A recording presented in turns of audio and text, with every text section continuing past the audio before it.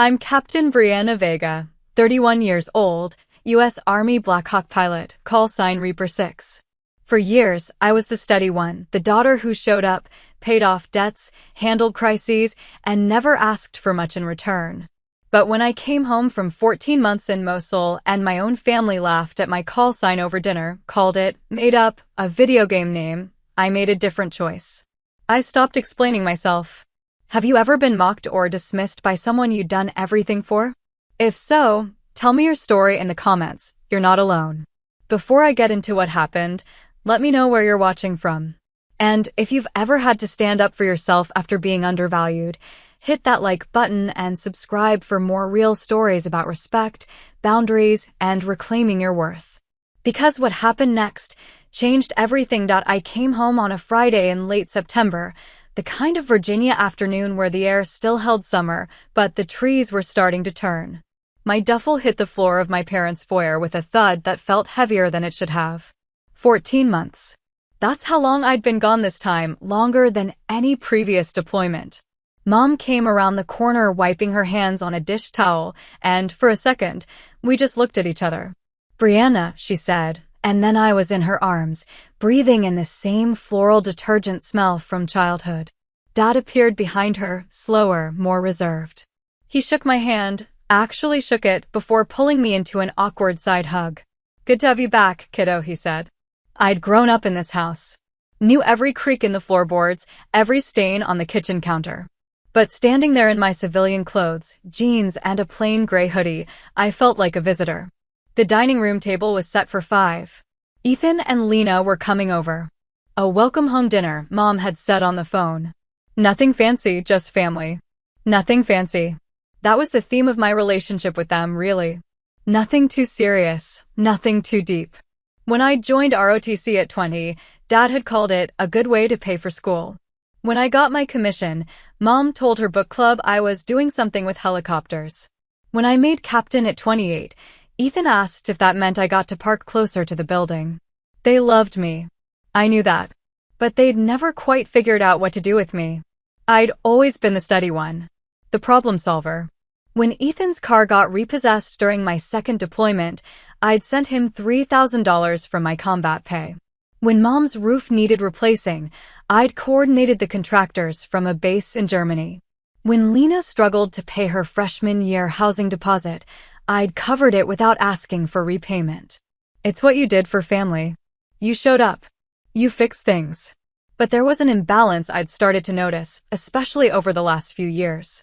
They'd take the help, send a grateful text, then go weeks without checking in.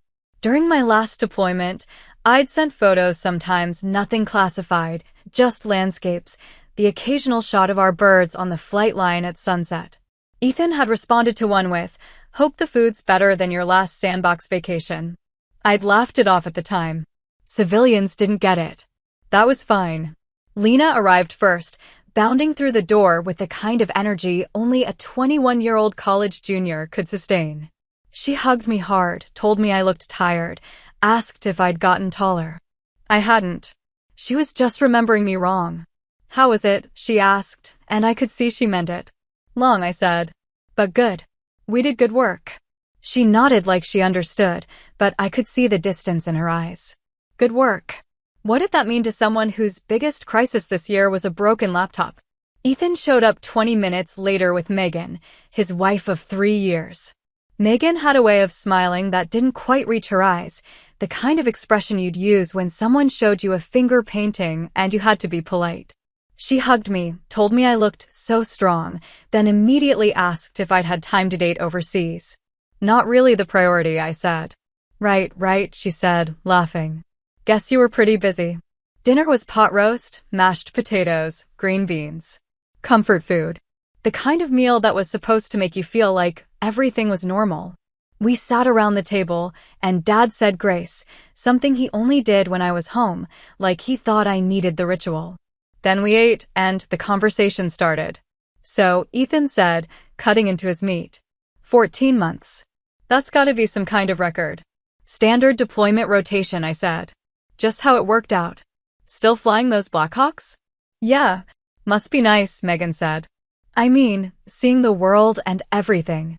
I nodded. Seeing the world. That was one way to put it. Do you get, like, a special name or something? Lena asked. I saw a movie once where the pilots all had nicknames. Call signs, I said. Yeah, we have those. What's yours? She asked. I hesitated. It wasn't something I advertised. Call signs carried weight in the unit. They were earned, not given. But here, at this table, it felt strange to say it out loud. Reaper 6, I said. The room went quiet for half a beat, and then Ethan laughed. Not a chuckle, a full laugh, head tilted back. Reaper 6, he repeated. Seriously? That's mine, I said evenly. That sounds like something from a video game, Megan said, grinning. Like, did you pick it yourself? Is that how it works? It's assigned, I said. Based on your role in the unit. Sure, Ethan said, still grinning. So you're telling me people actually call you that? Out loud. Every day. He exchanged a look with Megan, and I could see the disbelief there. They thought I was exaggerating. Or worse, making it up. Come on, Bree, he said. You don't really expect us to believe people call you Reaper 6. I set my fork down carefully. It's not about belief. It's just what it is. Mom cleared her throat. Let's not make a big thing out of it, she said, her voice light. It's just dinner. Just dinner. Just a call sign. Just a career. Just 14 months in a combat zone. Just. I picked my fork back up and took another bite. I didn't argue. What was the point? They saw me as the girl who'd left home at 22 and kept showing up every few years in a different uniform. They didn't see the officer. They didn't see the pilot. They didn't see the person who'd made decisions under fire, who'd landed birds in conditions that made seasoned crew chiefs go pale. They saw Brianna, the youngest daughter who'd always been good at fixing things. The conversation moved on. Ethan talked about a new client at work. Lena complained about a professor. Megan asked Mom for the pot roast recipe. I stayed quiet, answering when spoken to, nodding in the right places. At one point, Dad asked if I was planning to stay in. For now, I said. You ever think about what's next? He asked. Long term. I almost laughed. Long term. I'd spent the last year planning missions in 30-minute increments, calculating fuel loads and egress routes and casualty evacuation timelines. Long term meant making it through the next flight. I'll figure it out, I said. He nodded, satisfied. He didn't push. None of them did. Because pushing meant engaging, and engaging meant trying to understand something they'd decided was beyond them. After dinner, I helped Mom clear the table. She squeezed my shoulder as I carried plates to the sink. It's good to have you home, she said. Thanks, Mom. They're just teasing, you know. Ethan didn't mean anything by it. I nodded. I knew he didn't mean harm. But intention wasn't the same as impact. I left that night around 9, told them I was staying at a hotel near base.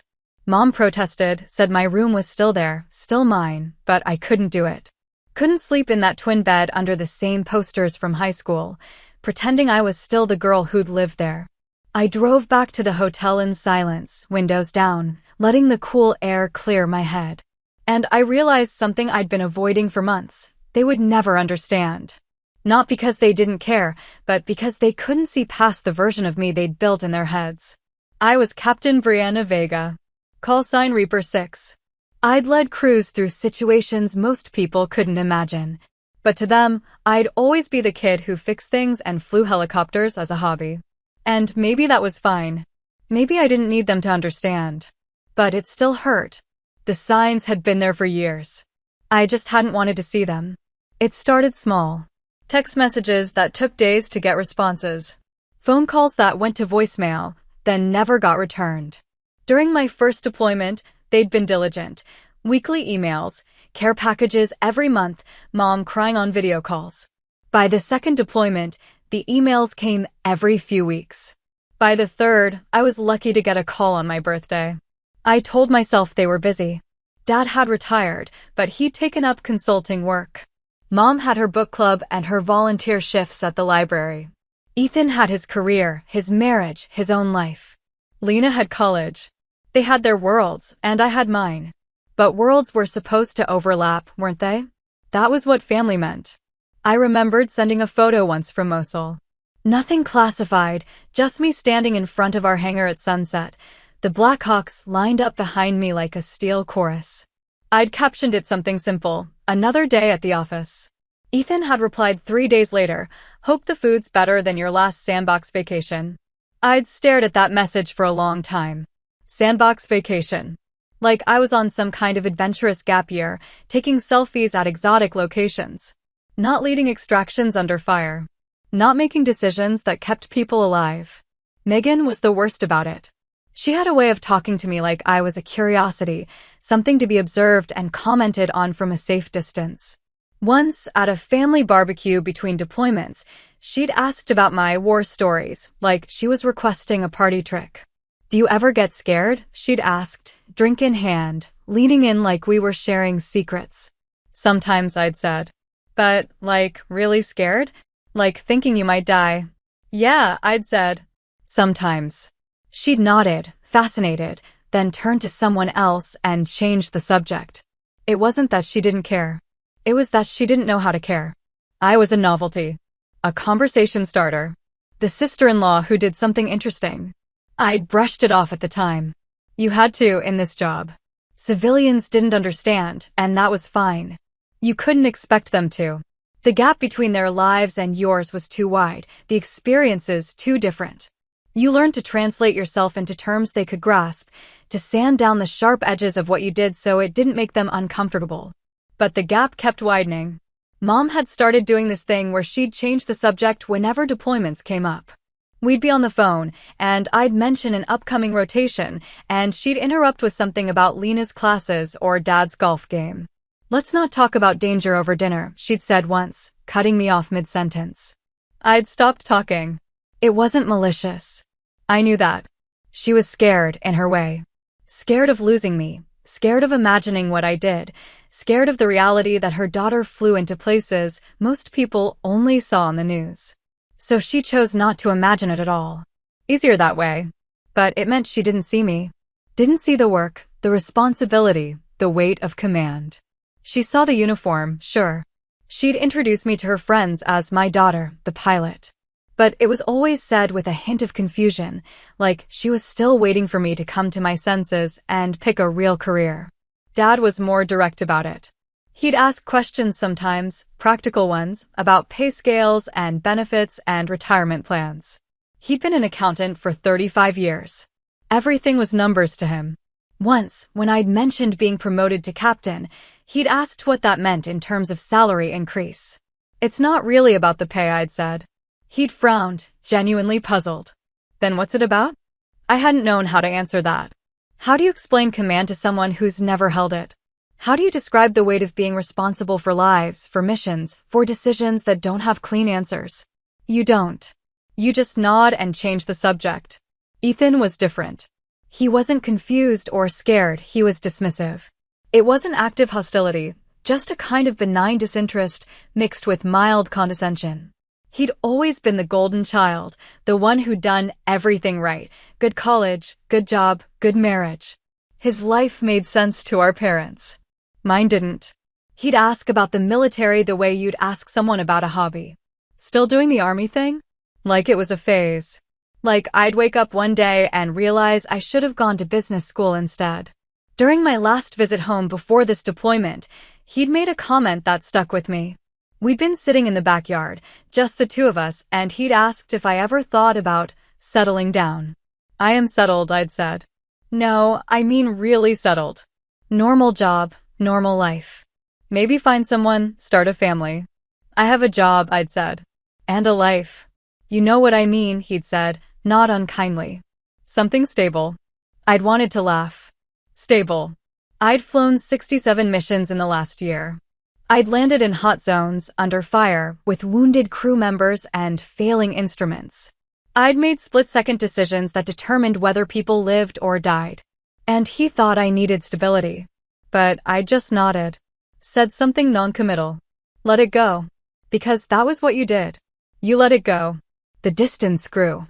Not all at once, but gradually, like erosion. Each dismissive comment, each subject change, each unreturned call wore away a little more of the connection. By the time I left for this deployment, I'd stopped expecting them to understand. I told myself it didn't matter. I had my crew, my unit, the people who got it. That was enough. But standing in that hotel room the night after the welcome home dinner, staring at my reflection in the bathroom mirror, I realized I'd been lying to myself. It did matter. They were my family. And they saw me as a stranger. The betrayal wasn't what they'd said. It was what they couldn't see. I'd given them everything. Paid off debts, covered emergencies, shown up when they needed me. I'd been loyal, reliable, constant. And in return, they'd given me polite detachment and casual mockery. They'd laughed at my call sign. At the name I'd earned through blood and fire and decisions that still woke me up at night. They'd laughed because they thought it was make-believe. And maybe that hurt most of all. Not that they didn't understand what I did, but that they thought I'd lie about it. I sat on the edge of the hotel bed and pulled out my phone. Scrolled through old messages. Saw the pattern I'd been ignoring, me reaching out, them responding days later with one-line answers. Me sharing pieces of my life, them changing the subject. I wasn't angry. Anger would have been easier. I was just tired. Tired of translating myself. Tired of making myself smaller so they'd feel comfortable. Tired of pretending their indifference didn't sting. I opened my email and looked at the commendation letter sitting in my drafts. The distinguished flying cross. For the Mosul extraction, the one where we'd lost comms and landed under fire to pull out a wounded team. Colonel Hayes had written the recommendation himself. It wasn't official yet, wouldn't be for another few weeks, but it was coming. I thought about showing them. Proving it. But what would that accomplish? They'd nod, say they were proud, then go back to not understanding. No. If they were going to see it, it wouldn't be because I showed them. It would be because the world did. I closed the email and turned off the light. Tomorrow, I'd go back for one more dinner. Play the part. Be the daughter they expected. And then I'd leave. Not dramatically, not with speeches or confrontations. Just quietly, the way you step away from something that doesn't fit anymore. They'd never respect words. But maybe someday they'd see. And maybe that would be enough. The second dinner was Mom's idea. One more meal before you head back to base, she'd said. I hadn't corrected her. I wasn't heading back to base, not officially. I had 3 weeks of leave left. But it was easier to let her think I was busy, needed elsewhere. I showed up at 6, same as before. Ethan and Megan were already there, drinks in hand. Lena was running late, something about a study group. The house smelled like roasted chicken and garlic. Glad you could make it, Dad said, like I'd had a choice. We settled into the dining room, same seats as before. The conversation was lighter this time, more careful. Like they'd all agreed not to push. Ethan asked about my plans, and I gave vague answers. Megan talked about a vacation they were planning to Costa Rica. Mom fussed over whether the chicken was too dry. It was fine. Surface level fine. I was cutting into my chicken when the TV in the living room cut to a loud chime, the breaking news sound that makes everyone stop talking. Dad had left it on CNN, volume low, the way he always did during dinner. Should I turn that off? He asked. Leave it, Mom said. Might be something important. The anchor's voice carried into the dining room. We're bringing you exclusive footage tonight from a recently declassified military operation in Iraq. This video, obtained through a Freedom of Information Act request, shows a dramatic rescue mission near Mosul last year. The room went still. Not because anyone thought it was about me, but because war footage always got people's attention. Ethan stood up, walked to the living room doorway. Come look at this. We followed. All of us, plates abandoned, drawn by the same morbid curiosity people always have when someone else's danger becomes entertainment. The screen showed aerial footage, grainy, but clear enough.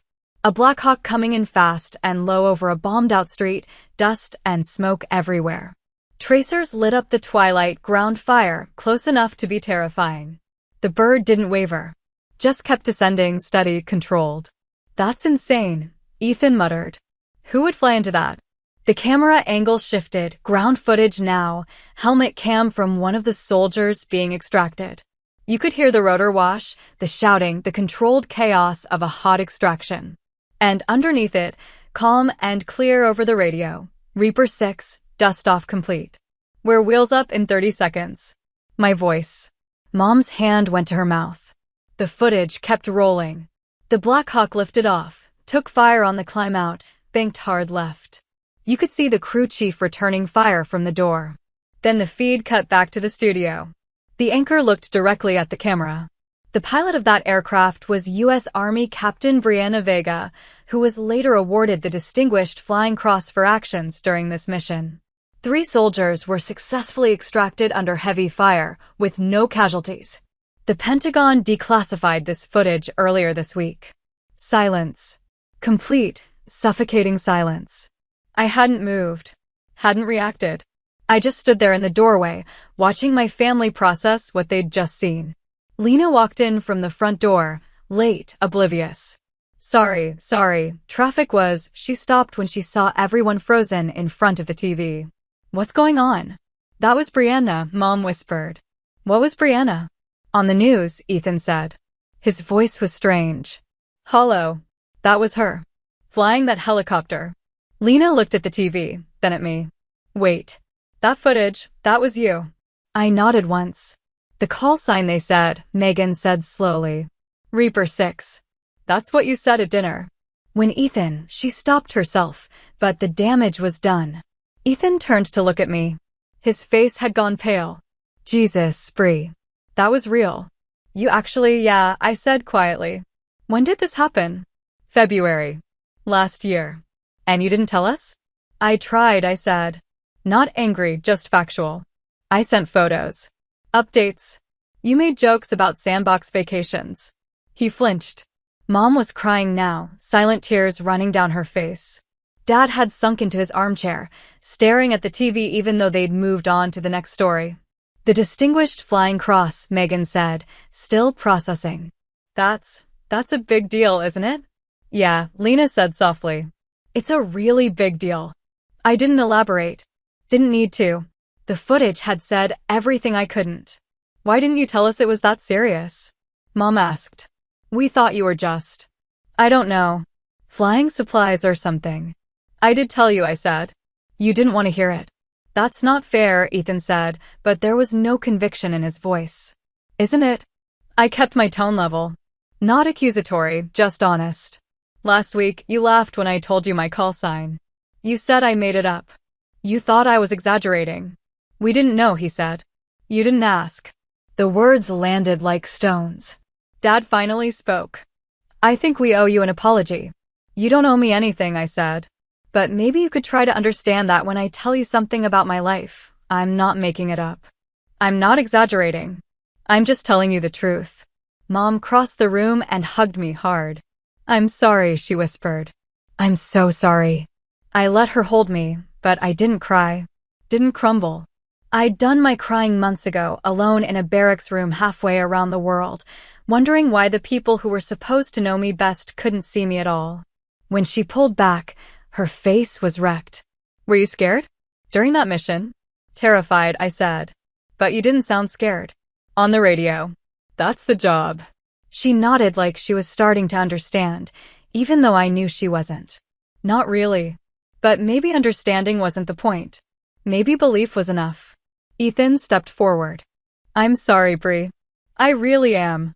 I didn't take it seriously. I should have. Yeah, I said. You should have.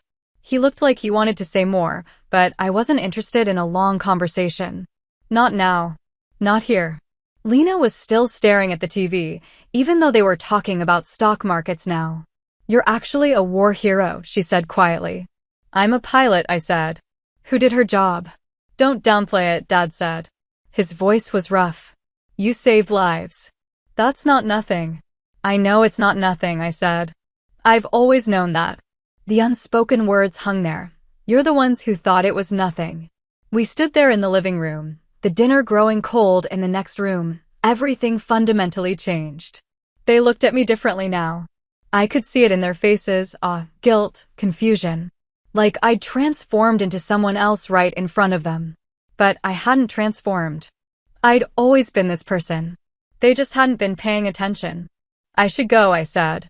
Please stay, Mom said. We can talk. Really talk. Not tonight, I said. I need some space. I grabbed my jacket from the hook by the door. No one tried to stop me. As I reached for the doorknob, Ethan called out, "Bree?" I turned. "I'm proud of you," he said. I should have said that a long time ago. I nodded. Didn't trust myself to speak. And then I left. The night air was cold against my face as I walked to my car. Behind me, through the window, I could see them still standing in the living room, talking animatedly, probably replaying the footage in their minds. They'd seen it now. The truth. Not because I'd convinced them, but because the world had shown them. I sat in my car for a long time before starting the engine. Felt the weight of the moment settling over me like a blanket. This was supposed to be the victory, wasn't it? The vindication? So why did I still feel empty? I drove back to the hotel, the streets quiet, the world oblivious. Somewhere in the distance, I could hear sirens. Life continuing, indifferent to small family dramas and old wounds finally exposed. They believed me now, but I'd already stopped needing them to. The hotel room felt smaller that night. I sat on the edge of the bed, still in my jacket, staring at nothing. My phone buzzed, Mom, then Ethan, then Lena. All within 10 minutes. I turned it face down on the nightstand. I kept replaying the moment. Not the news footage, I'd seen that before, had been briefed when they'd told us it was being declassified. No, I kept replaying the look on their faces. The shock. The disbelief giving way to something like horror, like they'd just realized they'd been living next to a stranger. Maybe they had been. I pulled off my jacket and boots, then lay back on the bed fully clothed. The ceiling had a water stain in the corner, shaped like a bird. I stared at it and let my mind drift back, not to the living room, but to Mosul. February 14th, specifically. Valentine's Day, though no one had mentioned it. We'd gotten the call at 2100 hours. Team trapped, heavy contact, one urgent surgical. The kind of call that makes your blood go cold even when you're trained for it. I'd been in the TOC when it came through, reviewing flight logs. Colonel Hayes had looked at me, and I'd nodded before he'd even asked. Reaper 6, you're up. I'd grabbed my crew, Dalton Reyes on guns, CW2 Marcus Chin as co-pilot, and Specialist Ana Ruiz on comms. We'd been in the air in 12 minutes. Fast, but not fast enough. Never fast enough when someone's bleeding out. The approach had been textbook nightmare fuel. Zero visibility from smoke, buildings on 3 sides, hostile fire from at least 2 positions. Chin had called out the tracers, voice steady. We've got fire, 10 and 2 o'clock. I see it, I'd said. Stay on approach. You don't think in moments like that. You can't. Thinking means hesitation, and hesitation means people die. You fly on instinct and training and a kind of cold clarity that feels almost like calm. We touched down in a street barely wide enough for the rotor span. The team had come running, 4 of them, carrying a 5th. The urgent surgical, chest wound, barely conscious. Ruiz had helped load while Reyes laid down suppressing fire. 30 seconds, Hayes had said on the news. It had felt longer. The climb out had been worse than the approach. We'd taken fire from a rooftop, rounds punching through the tail section. One had gone through Reyes' shoulder, and he'd kept shooting. Hadn't even told me he was hit until we were clear. Reaper 6, you're trailing smoke, another bird had called. Copy that. We're still flying. We'd made it back. All of us. The surgical had lived. I'd gotten an email from him 3 months later, thanking me, telling me about his kids. His name was Connor Walsh, and his daughters were 7 and 5, and he'd made it home to see them because we'd flown into hell and pulled him out. That was what the call sign meant. That was what the job was. And my family had thought I'd made it up. I rolled onto my side, pulled a pillow against my chest. I wasn't angry anymore, not really. Anger required energy I didn't have. What I felt was something closer to resignation. A quiet acceptance that there were parts of my life they would never touch, experiences they would never understand. Maybe that was okay. Maybe it had to be. My phone buzzed again. I ignored it. Instead, I thought about what came next. I had 3 weeks of leave, but I didn't want to spend them here. Didn't want to navigate the awkward aftermath, the overcompensating attempts at connection, the guilt they'd try to process by suddenly treating me like I was fragile. I wasn't fragile. I was tired. I'd go back to Fort Rucker early. Put in for the instructor post I'd been considering. Training new pilots, passing on what I'd learned. It was a good next step. Stable, relatively safe, still meaningful. And it would give me distance. From the combat rotations, from the constant deployments, from the weight of decisions that left marks you couldn't see. From my family, too. Though I didn't let myself think that part too clearly. I pulled out my laptop and started drafting the request. The words came easily. They always did when it was official correspondence. I could translate myself into military language, reduce complex emotions to clean administrative prose. It was soothing in its way. Somewhere around midnight, I finally checked my phone. Mom, please call me when you can. I need to talk to you. Ethan, I'm sorry. Really? Can we meet tomorrow? Lena, that was the bravest thing I've ever seen. I don't know what to say except I'm sorry I didn't know. And one from Dad, sent an hour after I'd left. Your mother and I are proud of you. We should have said it more. We should have said it first. I read them twice, then set the phone down again. I'd respond tomorrow. Tonight, I just needed quiet. I thought about Connor Walsh's daughters. 7 and 5. Old enough to understand their dad had been hurt, young enough to believe he was invincible now that he was home. They'd never know my name. Never know what that night had been like, how close it had come to ending differently. That was fine. That was the job. You didn't do it for recognition. But you did it hoping the people who mattered would see you. Really see you. And for the first time in years, mine finally had. Just not the way I'd want it. I closed the laptop and turned off the light. Tomorrow, I'd deal with the calls and the conversations and the careful rebuilding. Tonight, I'd just sleep. Or try to. Outside, a car alarm went off, then stopped. The hotel's heating system clicked and hummed. Normal sounds. Safe sounds. The kind you only noticed when you'd spent enough time in places where silence meant danger. I pulled the blanket up and closed my eyes. And for the first time since I'd come home, I let myself feel it, not the hurt or the vindication, but the exhaustion. The bone-deep weariness of carrying weight no one else could see. They saw it now. The footage had made sure of that. But I'd been carrying it all along. Whether they understood that or not, I still wasn't sure. I went back to my parents' house 3 days later. Not because they'd asked, though they had, repeatedly, but because leaving without closure felt wrong. Unfinished. Mom opened the door before I'd reached the porch. Her eyes were red-rimmed, face drawn. She'd been crying, probably more than once. Come in, she said. Please. The house was quiet. Just her and Dad. Ethan and Lena had been told to give us space. Smart. We sat in the living room, me on the couch, them in the chairs across from me. The TV was off. The silence felt deliberate, weighty. We've been talking, Dad said. Your mother and I. About everything. I waited. We realize we haven't been fair to you, he continued. We didn't take your career seriously. We didn't listen when you tried to tell us. We were scared, Mom added. Every time you deployed, I was terrified. So I pretended it wasn't as dangerous as it was. I convinced myself you were safe. I understand, I said. And I did. Fear made people do strange things. But that's not an excuse, Dad said. You deserved better from us. You deserved respect. I nodded slowly. Yeah, I did. Mom flinched at that, but I didn't soften it. It was true. We want to do better, she said. We want to understand. To really understand. That's going to take time, I said. And effort. You can't just watch one news segment and suddenly get what the last 10 years of my life have been. We know, Dad said. But we want to try. I looked at them, really looked at them. Saw the age in their faces, the guilt, the genuine desire to bridge a gap they'd only just realized existed. They were trying. That counted for something. Okay, I said.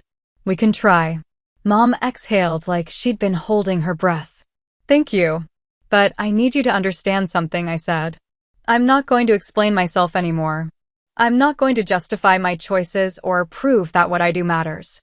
Either you believe me or you don't. We believe you, Dad said firmly. We do. Then act like it, I said. When I tell you about my job, listen. When I'm deployed, check in. When I come home, don't treat it like I'm returning from vacation. We will, Mom said. I promise. I wanted to believe her. Part of me did. But another part, the part that had learned to protect itself, remained skeptical. Words were easy. Actions were what mattered. I'm putting in for an instructor position, I said. At Fort Rucker. If it goes through, I'll be stateside for the next few years. Mom's face brightened. That's wonderful. It means fewer deployments, I said. But it doesn't mean I'm leaving the army. We understand, Dad said. We talked for another hour. They asked questions, real ones, not the surface-level inquiries from before. What was flight school like? How did I get my call sign? What happened during missions I couldn't tell them about? I answered what I could, kept the classified details vague. They listened. Actually listened. And slowly, carefully, something started to shift. It wasn't forgiveness, not yet. But it was movement.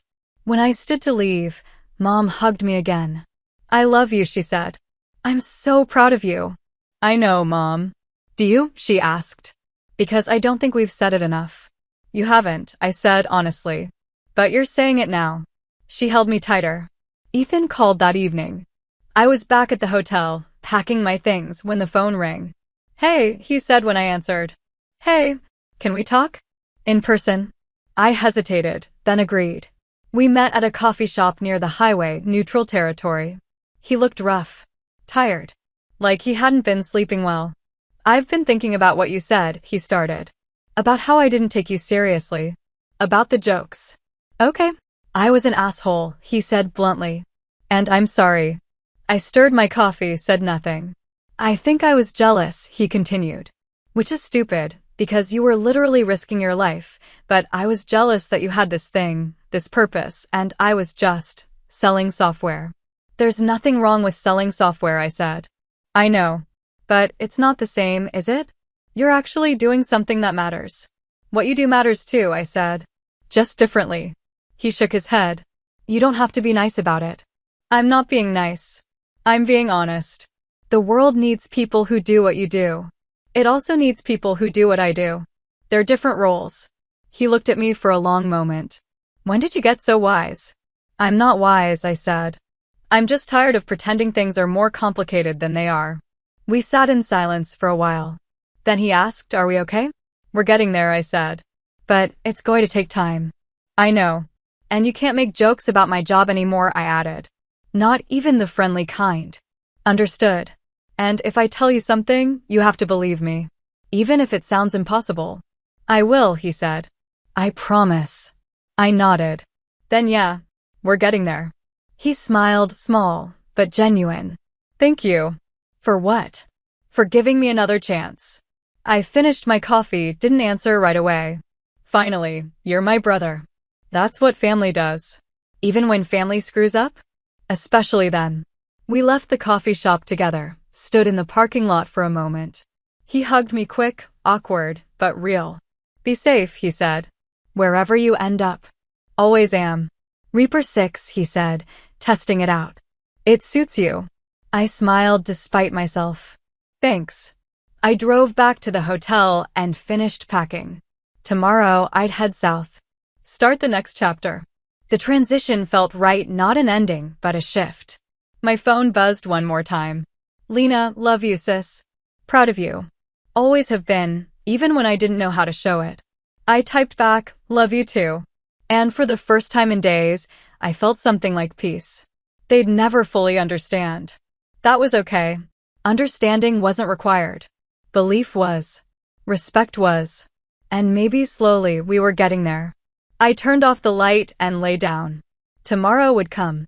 New challenges, new students, new ways to matter. But tonight, I could rest. Finally. Fort Rucker in Alabama felt different than Fort Belvoir. Hotter, flatter, less tethered to the civilian world. It was pure army, helicopters overhead constantly, the smell of fuel and cut grass, the sound of rotors beating against humid air. I arrived in late October. The instructor position had gone through faster than I'd expected. Colonel Hayes had written me a recommendation that probably could have gotten me assigned to the moon if I'd asked. Within 2 weeks, I had base housing, a schedule, and a roster of 12 new students. The work was different. Instead of flying combat missions, I was teaching people how to survive them. Instead of making split-second decisions under fire, I was explaining the theory behind those decisions in climate-controlled classrooms and controlled flight exercises. It should have felt like a step down. It didn't. There was something profound about passing on knowledge you'd earned through experience. These weren't kids playing soldier, they were commissioned officers, some of them older than me, who'd chosen aviation and needed to learn how to stay alive long enough to matter. My first class was on emergency procedures. I stood at the front of the room, 12 faces looking back at me, and started with a question. How many of you have been in a bird that took fire? 3 hands went up. Combat veterans, prior enlisted, a few rotations under their belts. How many of you froze the first time it happened? 2 of the 3 hands stayed up. Honest. Good. That's normal, I said. Your brain isn't wired to stay calm when metal is punching through your aircraft at 1,500 feet per second. But you're going to learn how to override that instinct. Because your crew is depending on you to fly, not to freeze. I taught them the technical stuff, control recovery, engine failure protocols, auto-rotation procedures. But I also taught them the other stuff. The mental game. How to compartmentalize fear. How to keep your voice steady on the radio even when your hands are shaking. How to make decisions when every option is bad and you have to choose the least bad one. They listened. Really listened. Because they knew I wasn't teaching from a manual, I was teaching from a scar. Word spread fast on base. New instructor, call sign Reaper 6, DFC recipient from the Mosul extraction. People treated me differently, not quite deference, but a certain respect that came with proven competence. It was strange, being known for something specific rather than just being another captain in a sea of officers. I didn't lean into it. Didn't tell war stories in the O Club or wear my awards on my flight suit unless required. But I didn't hide it either. It was part of who I was now. 3 weeks in, one of my students, Lieutenant Sarah Chin, no relation to my old co-pilot, stayed after class. Ma'am, can I ask you something? Go ahead. How do you deal with it? She asked. After. When you're home, and you remember what happened. I studied her. She had that look, the one that meant she'd already seen something, already had memories she couldn't shake. You talked to someone qualified, I said. A chaplain, a therapist, someone trained in this. And you remember that what you're feeling is normal. Did you? She asked. Talk to someone? Yeah, I said. Took me a while to start, but yeah. She nodded, relieved. Thank you, ma'am. Chin. Yes, ma'am. You're going to be a good pilot, I said. Don't let the weight of it make you think otherwise. She smiled, small but genuine. Yes, ma'am. The months passed. Fall turned to winter, though in Alabama that barely meant anything. I fell into a rhythm, teaching, flying orientation flights with students, reviewing their progress, writing evaluations. It was structured, predictable, safe. I talked to my family more. Scheduled calls every Sunday, not waiting for them to reach out first. Mom asked better questions now.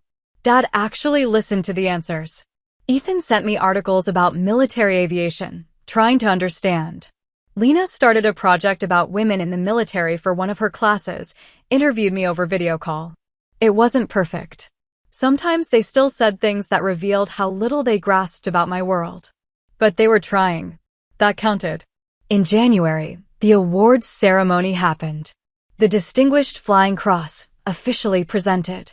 My family flew down for it, all of them, even Megan. They sat in the audience at the base chapel, dressed in their best clothes, watching as the colonel pinned the medal to my uniform. For heroism while participating in aerial flight, the citation read, Captain Vega's exceptional skill and courage under fire directly resulted in the successful extraction of 5 personnel from a hostile environment, preventing certain casualties. I stood at attention, stone-faced, the way you're supposed to. But I could see Mom crying in the 3rd row, and Dad with his hand over his heart, and Ethan recording on his phone. Afterward, there was a reception. My students came, some of my fellow instructors, a few senior officers. My family stood awkwardly near the refreshments until Lena dragged them over to introduce themselves. Your Reaper 6 family? One of my students asked. We are, Dad said, and I heard the pride in his voice. Real, unfiltered pride. She's a legend, sir, the student said. Best instructor on base. Dad smiled. We're starting to understand that.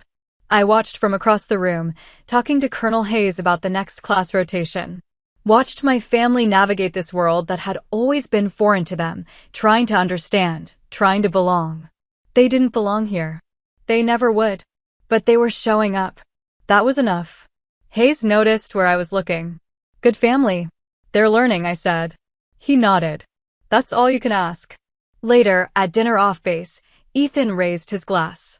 To Brianna, he said. Who's been a hero all along, even when we were too stupid to see it. I'm not a hero, I said automatically. You are to us, Mom said quietly. I looked around the table. At their faces, earnest and trying. At the effort they were making, the distance they were closing. Thank you, I said. For being here.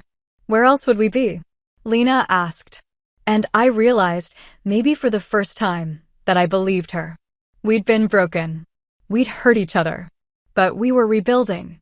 Slowly, imperfectly, but genuinely. The gap would never fully close. They'd never fully understand what I'd seen, what I'd done, what the job had cost. But they didn't need to understand everything. They just needed to respect it. And finally, they did. I went to bed that night in my base housing, the medal sitting on my desk in its case. I thought about Connor Walsh's daughters, about Sarah Chen's question, about all the people whose lives intersected with mine in ways they'd never fully know. I thought about my family, sleeping in a hotel across town, probably rehashing the ceremony, trying to process what they'd witnessed. And I thought about Mosul. That street, those 30 seconds, the weight of decisions made under fire. I'd done my job. I'd saved lives. I'd earned the call sign, earned the respect, earned the medal. But more than any of that, I'd earned peace with myself. They'd needed the news footage to believe me. They'd needed the ceremony to see me. But I'd always known who I was. And that, in the end, was what mattered most. 2 years later, I stood at the edge of the flight line watching one of my former students, now Captain Sarah Chen, receive her wings. She'd completed advanced training, passed her evaluations, earned her first assignment. She was ready. The ceremony was small, just her family and a few instructors. I wasn't required to be there, but I'd come anyway. You showed up for your people. Chen saw me in the crowd and smiled. After the official part ended, she made her way over. Thank you for coming, ma'am. Wouldn't miss it, I said. Congratulations. I'm nervous, she admitted. Good, I said. Means you're taking it seriously. Did you ever stop being nervous? She asked. Before flights. I thought about it. No. I just learned to use it. Fear keeps you sharp as long as you don't let it control you. She nodded, absorbing that. Will you tell me one thing? Before I go. Sure. That mission. Mosul. Were you scared? Everyone asked eventually. It was always the same question. Terrified, I said. Every second. But you did it anyway. That's the job, I said. You do it anyway. She smiled. Reaper 6. That's me. Think I'll earn a call sign like that? You'll earn your own, I said. Better, probably. She laughed, then hugged me, quick and unprofessional, but genuine. Thank you. For everything. Stay safe out there, I said. And remember what I taught you. Always. I watched her rejoin her family, watched her parents hug her, watched the pride on their faces. They understood what she was about to do. They believed in her. That was the difference. My own family had arrived the day before. They were visiting for Thanksgiving, becoming an almost annual tradition now. Mom was attempting to cook a turkey in my tiny base housing kitchen. Dad was watching football. Ethan and Megan had brought their new baby, a daughter named Claire. Lena was on break from grad school. We'd settled into something resembling normal. They asked about my work, and I told them. They shared their lives, and I listened. The conversations were real now, not performance, not pretense. At dinner that night, cramped around my small dining table, Mom asked about the ceremony. How'd your student do? Good, I said. She's ready. Must be rewarding, Dad said. Teaching. It is, I said. Different than flying, but important. Do you miss it? Lena asked. Combat flying? I considered the question. Sometimes. But this matters too. Maybe more, in the long run. Ethan bounced Claire on his knee. You think you'll ever go back? To deployments? Maybe, I said. if they need me. But I'm good where I am for now. We're glad, Mom said. That you're stateside. That you're safe. I'm always safe, Mom, I said gently. Safer, she amended. I smiled. Okay, safer. After dinner, I stepped outside for air. The November night was cool, clear. I could hear helicopters in the distance, night training ops. The sound was familiar, comforting. Lena joined me on the porch. You okay? Yeah, I said. Just thinking. About what? About how things change, I said. How people change. She nodded. We really were awful to you. Before. You were clueless, I said. Not the same as awful. Still, she said. I'm sorry it took so long. Me too. We stood in comfortable silence for a while. Then she asked, Are you happy? Really happy. I thought about it. About my students, my work, my family slowly learning to understand. About the scars I carried and the peace I'd made with them. Yeah, I said. I think I am. Good, she said. You deserve to be. Inside, I could hear Ethan laughing at something Dad said, could hear Mom scolding them both for being too loud near the baby. Normal sounds. Family sounds. They'd laughed at my call sign at dinner 2 years ago. Had mocked me, dismissed me, failed to see me. But Mom had turned on the news, and everything had changed. Not because of the news, because of what the news revealed.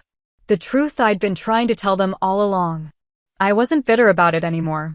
Wasn't hurt. They'd needed proof, and life had given it to them. That was fine.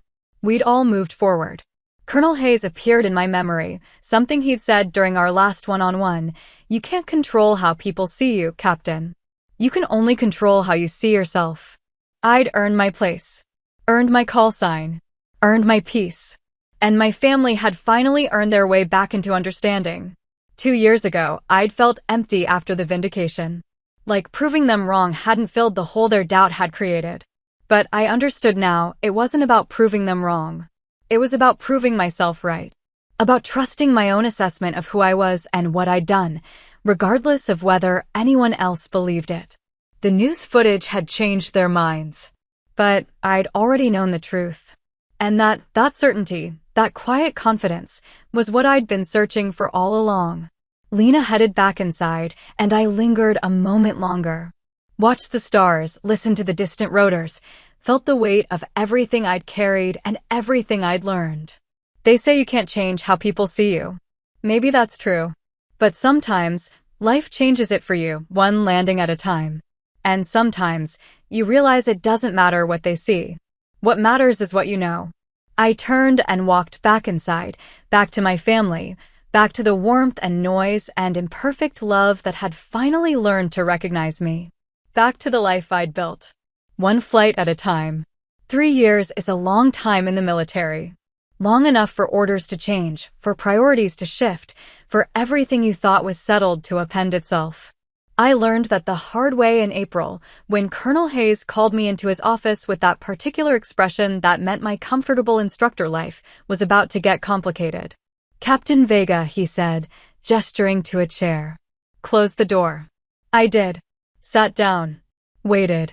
You've done exceptional work here, he started. Your students consistently rank among the highest performers in their operational assignments. You've built a program that's become a model for other installations. Thank you, sir. Which is why I hate to do this, he said. But we need you elsewhere. My stomach dropped.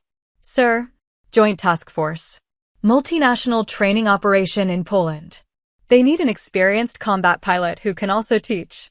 Someone who's seen real action and can prepare allied forces for realistic scenarios.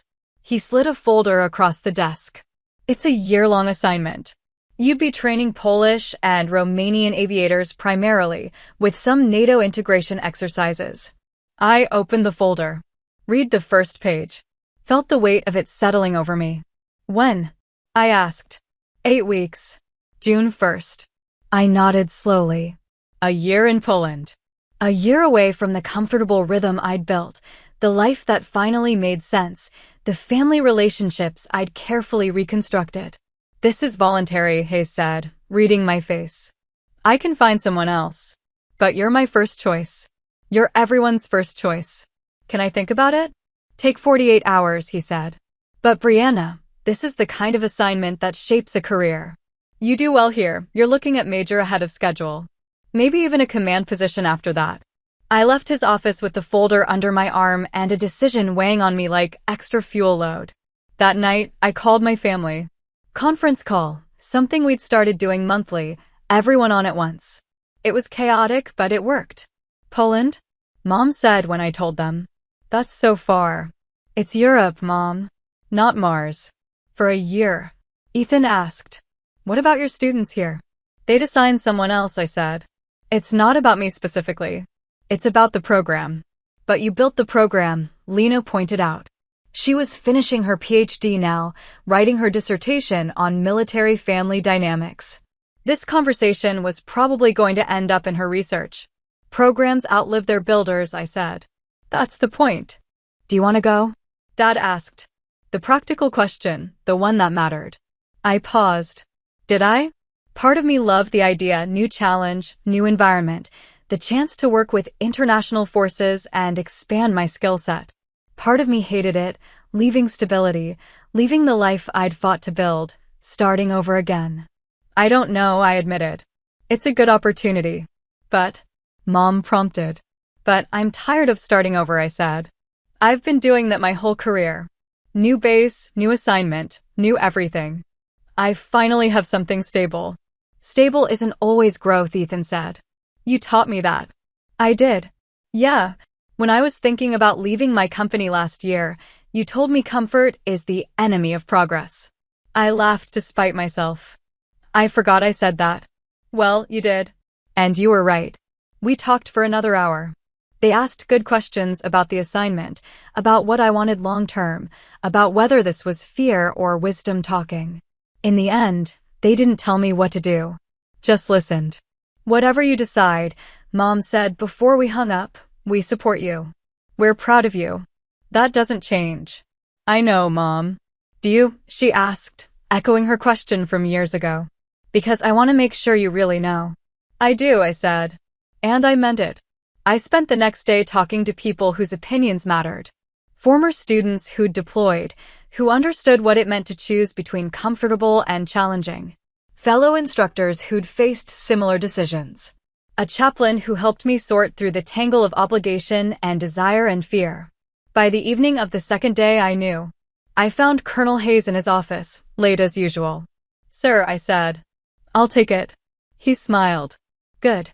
I'll notify the task force commander. One condition, I said. He raised an eyebrow. Captain, when I come back, I want to be considered for a command position. Not just instruction. Actual operational command. He studied me for a moment. You thinking long-term career? I'm thinking I've spent 3 years teaching people how to lead, I said. Maybe it's time I did it again myself. Fair enough, he said. I'll make sure that's documented in your eval. Do well in Poland, and you'll have options. The next 8 weeks were a blur.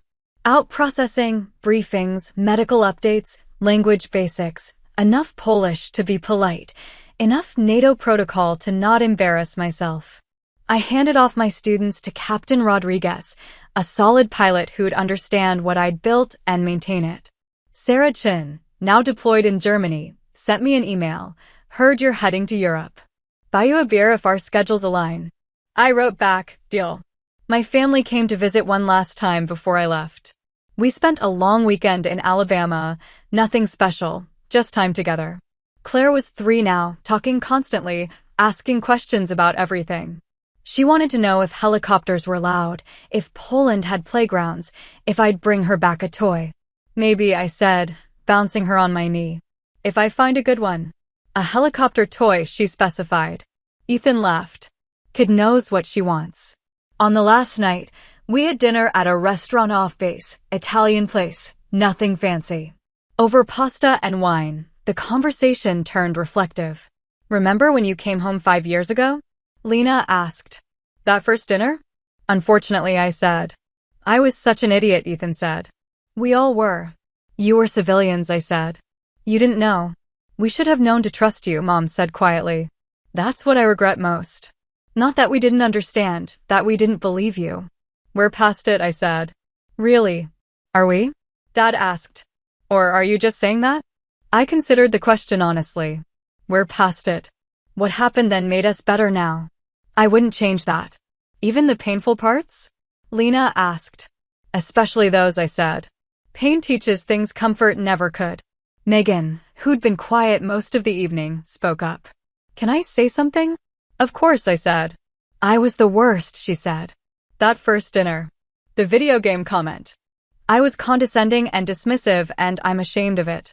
Megan, no, let me finish, she said. I didn't understand military service. I'd never known anyone who served. And instead of admitting my ignorance and learning, I made jokes. I made you feel small. And I'm sorry. I reached across the table, squeezed her hand. Thank you. That means a lot. You've taught me more than you know, she said. About courage and sacrifice and what it means to actually serve something bigger than yourself. The table went quiet. Claire, sensing the mood, climbed into my lap. Ampri. Yeah, sweetheart. Are you scared? To go far away. I looked around the table. At these people who'd hurt me and healed me, who'd failed me and found me, who'd become the family I needed them to be. A little, I admitted. But that's okay. Being scared means it matters. Mommy says brave means doing it even when you're scared, Claire said. Your mommy's smart, I said. Ethan grinned. Don't tell her that. Her head's big enough already. We laughed, and the heaviness lifted. The rest of dinner was lighter, jokes and stories and plans for visits. Mom made me promise to call every week. Dad slipped me an envelope with money for emergencies. Lena said she'd fly out sometime during the year if her schedule allowed. They drove me to the airport. All of them, crammed into Ethan's SUV, Claire singing songs in her car seat. At the departure curb, we did the awkward shuffle of too many people trying to hug one person. Be safe, Mom said, crying despite her best efforts. Always am, I said. We love you, Dad said. We're proud of you. Don't forget that. I won't. Claire gave me a drawing she'd made, stick figures holding hands under a helicopter. So you remember us, she said. I folded it carefully and put it in my pocket. I could never forget you. I watched them drive away, watched Ethan's SUV disappear into traffic. Felt the familiar mix of anticipation and melancholy that came with every departure. But this time was different. This time, I wasn't leaving behind people who didn't understand me. I was leaving behind people who'd learned to. Who'd put in the work, made the effort, closed the gap as much as any gap could be closed. The flight to Poland was long, Atlanta to Frankfurt to Warsaw, then a military transport to the base. I spent most of it reading briefing materials and trying to sleep. When I finally arrived, jet-lagged and disoriented, a Polish Air Force major was waiting. Captain Vega, he asked in accented but clear English. That's me, Major Piotr Kowalski. I'll be your liaison. Welcome to Poland. He drove me to the base, pointed out key buildings, gave me the rundown. The Joint Task Force was smaller than I'd expected, about 40 personnel, mix of American, Polish, Romanian, and British. Tight-knit group, he said. Everyone pulled their weight. We've heard of you, he said as we walked. Reaper 6, yes? The Mosul extraction. That was a long time ago, I said. Not so long, he said. And here, reputation matters. The pilots you'll train, they need to know you've done this for real. I settled into my quarters, unpacked my gear, hung Claire's drawing on the wall. Looked around the small room and thought about all the rooms I'd lived in over the years. All the temporary homes, all the fresh starts. But I wasn't starting fresh. Not really. I was building on what I'd already built, on skills earned, lessons learned, relationships forged. The work started immediately. My students were experienced pilots, most with more flight hours than me. But they hadn't flown combat, hadn't made decisions under fire. That's what I was there to teach. You already know how to fly, I told them on the first day. I'm here to teach you how to survive. They listened, asked good questions, challenged assumptions. It was different than teaching American pilots, different culture, different military structure, different tactical approaches. But the fundamentals were the same. Fear and courage. Decision and consequence. Leading when everything's on the line. 3 months in, we ran a major NATO exercise, simulated combat rescue in hostile territory. My students flew the missions, and I observed from the ground with other instructors. One of the Romanian pilots, Captain Andrei Popescu, had a moment where everything went wrong at once. Simulated engine failure during approach, ground fire from opposing forces, communications disruption. All the worst things at the worst time. He could have aborted. Could have called the mission, pulled out, tried again. Instead, he pushed through. Landed the bird, got his team out, climbed away clean. After the debrief, he found me. I froze, he admitted. For maybe 2 seconds. I froze. But then you didn't, I said. I heard your voice, he said. From training. Fear keeps you sharp if you don't let it control you. So I used it. I smiled. That's all anyone can ask. Were you really that scared? In Mosul. Terrified, I said. Same answer I always gave. But you did it anyway. That's the job. He nodded, satisfied. Walked away a little taller. I realized then that this was why I'd come. Not for the career advancement, not for the resume line. For this, the moment when something I'd learned through pain helped someone else survive. When experience became legacy. I called home that night. Sunday call, like clockwork. How's Poland? Mom asked. Cold, I said. But good. Really good. You sound happy, Lena observed. I am, I said. And I was surprised to realize it was true. We talked about their lives, Ethan's work, Lena's dissertation, Claire's preschool adventures. Normal things. Family things. We miss you, Mom said. Miss you too, I said. But I'm where I need to be right now. We know, Dad said.